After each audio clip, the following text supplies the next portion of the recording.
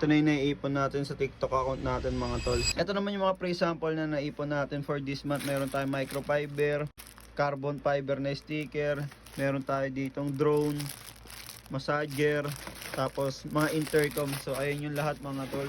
Tapos ito mga tol, kakatapos lang din natin mag live sa Black Apps tsaka sa Orange App. Pwede kayo manood dyan mga tolls kasi minsan meron tayo pag-giveaways dyan. And according ngayon sa days.2 mga tol, meron na lang tayong 107 days before this year ends. So today mga tolls is day 15 ng ating bare months grind. Para sa mga hindi nakakaalam, we are trying to save as much as we can before this year ends. And yung pinaka-twist ng ginagawa natin is using TikTok Shop or being affiliate lang. Kaya kung gusto nyo sumubay or sumubaybay sa mga ginagawa ko, pwede nyo akong i-follow ngayon dyan. And sabay-sabay natin i-track yung nagiging progress natin. Yun lang muna update natin for now mga tol. Kita-kits ulit tayo sa day 20 na. Every 5 days na yung magiging update natin. Kita-kits sa peace.